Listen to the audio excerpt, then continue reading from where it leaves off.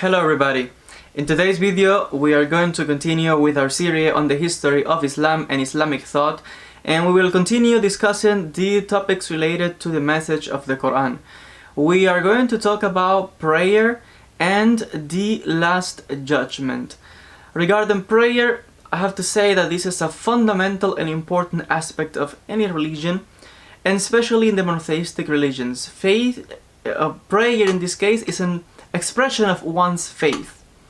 And we have to say that through prayer is a proof or showing that we are remembering God. So prayer is a way of remembrance. And this is a very important aspect in the life of a believer. And this is a very important aspect that is emphasized in the Quran very, very clearly. And that since the early stages of the development of the Islamic religion and the rituals that compose the Islamic religion, prayer has become a fundamental and key aspect in the worship of God in the Islamic practice. And prayer also comes to show, to have fixed in the mind of the believer the presence of God, knowing that there is a God and we can communicate with Him. We can have this kind of interaction with the divinity through prayer. This is the way that we as human beings can reach God, through prayer. And this is what the message of the Quran is clearly pointing and showing, that by communicating with God, with the creator of the world, we are recognizing Him as our creator, as our master, and we as His servants are in constant communication with Him. Whatever we need, we ask God, but also we thank God for all the things that He gives us. Therefore, prayer is showing that we as human beings depend on God. He is the ultimate source for everything that we need and for anything that we have to thank. If we need to thank someone, that is God first, the divinity. And prayer is the key, is the important aspect connected to the practice of the believer. And this is the message that the Quran is trying to point and to show us, that humanity is expected to elevate itself through prayer. This is the way that we can purify our hearts and pour our hearts, all our preoccupation, our thoughts, our concerns. We have to pour all of this onto God through the prayer. And like the saying goes, through prayer the heart of the believer finds solace, meaning finds calm, peace, and connection with the divinity. And this is a key and important thing to remember. In the beginning of Islam, in the early stages, Muslims were commanded to pray twice a day and one more time during the night. Therefore, we have 3 daily prayers before the 5 daily prayers were established later on. So in the beginning we have, let's say, 3, and this is in imitation clearly of, or in connection similar to the way that the Jews pray. You have to remember that in the monotheistic practice of the Jews, they pray 3 times a day, meaning a person can pray as many times as you want, but established orthodoxy says that they pray 3 times a day. And in a very special holiday called Yom Kippur, which is a very holy holiday for them, they pray 5 times a day.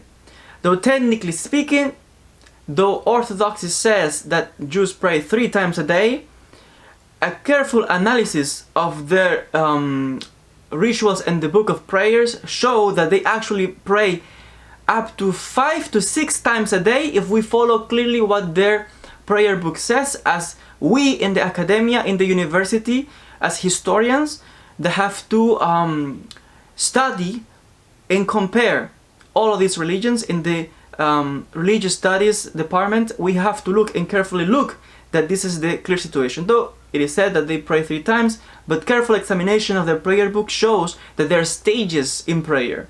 So technically a Jew prays 5 to 6 times a day if he follows orthodoxy according to their book. Outside of this, they can pray many more times. And now there's also a difference here in the way the Muslims pray and the way Jews or Christians pray, for example. In Islam, for example, the prayer, I think, is not longer than 5-6 minutes, perhaps maximum 10 minutes. Someone who prays really slow, we could say 6 minutes perhaps. But in Judaism, each prayer could perfectly take between 30 minutes to 1 hour. 30 minutes, someone who prays fast, like light. But whoever prays like in a normal pace, 1 hour. For very pious people, one set of prayer, 3 hours. These are the most devout and pious who take their time and do certain kind of meditations. In Christianity, we find that the prayer could be also very short. And in modern days, we have to say that the reality that when we examine and look in the religious world, people in reality who go either to the masjid or to the mosque or to the church or to the synagogues, people are more worried. There are many preoccupations and concerns, and in reality people just want to be fast. This is the truth. If we consider this, people sometimes either they skip prayer or something like this, or even if they do it, they just want to do it fast. It's not like in the old days people were more perhaps devoted. Not to say that there are devout people today, but in general we have to say that the tendency is that people they just want to finish quickly. And perhaps in a practical way we have to say that if we look into the way that Christianity and Islam, the way of prayer is not that long. And in fact, there is a hadith from the Prophet that says that there were some people who cause pain towards others because of the length of the prayer. Too lengthy. Many people have other things to do. There's a hadith that says this, and the Prophet says, shorten your prayers.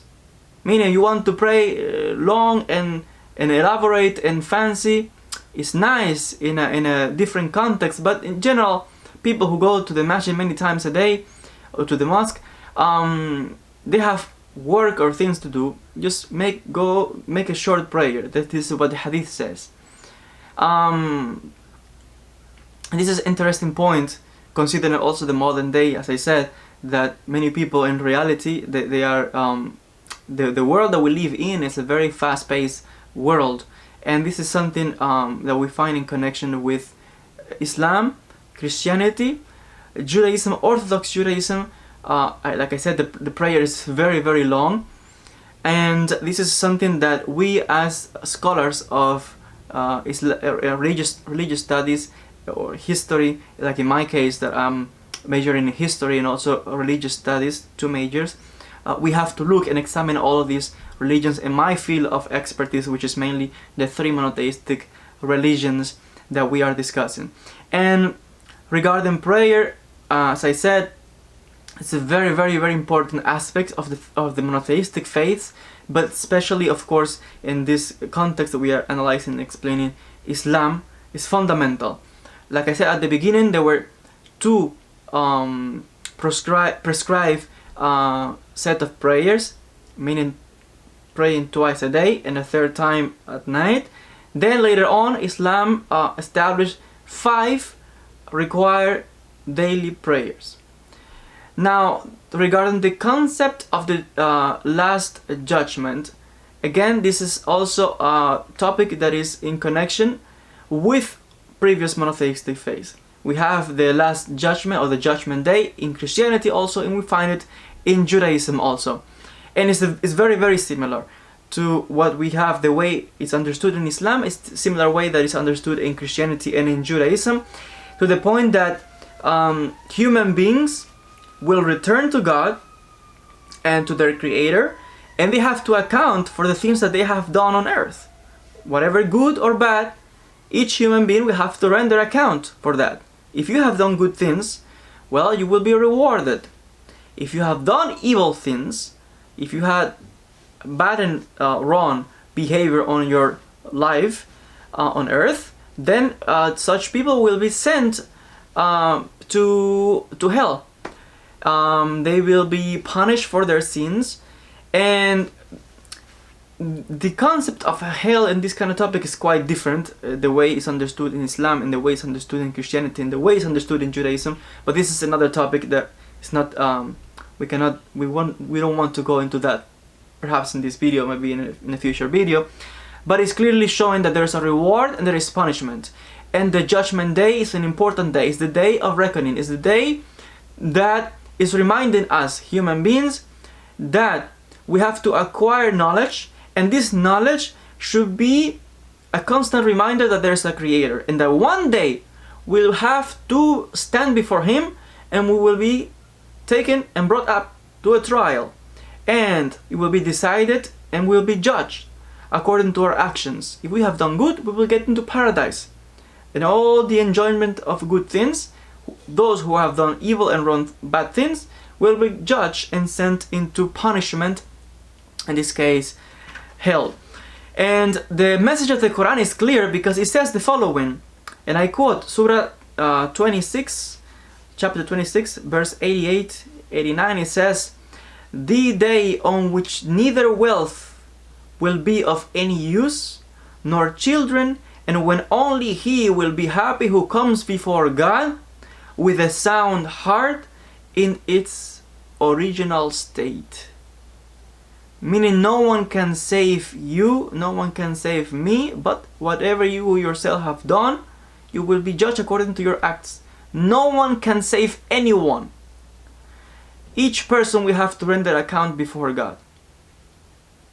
And the love that we feel towards God should push us in the right direction to do what is right. And this is what the Quran also is stating in Surah number 3, chapter number 3, verse 31, when it says, "Say, O Prophet, if you love God, follow me, and God will love you and forgive your sins."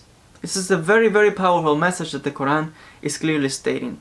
And we have that the ultimate reward for those who do what is right before their Lord, yeah, we know paradise is a reward, but the ultimate reward, the Prophet said, will be to experience the joy of being in God's presence, to have for God to reveal himself to his servant. This is the ultimate reward that the believer could dream or hope for, is to be in the presence of his Lord, and that God reveals himself to his servants, to his creation.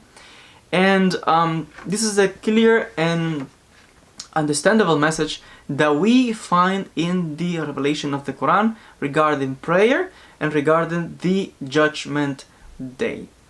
In following videos we will continue with more regarding the message of the Quran and other topics, aspects connected to the way of worship, belief, understanding, the interaction with society, and many more. As always, I want to thank you so much for your attention, and we'll see each other in the next video.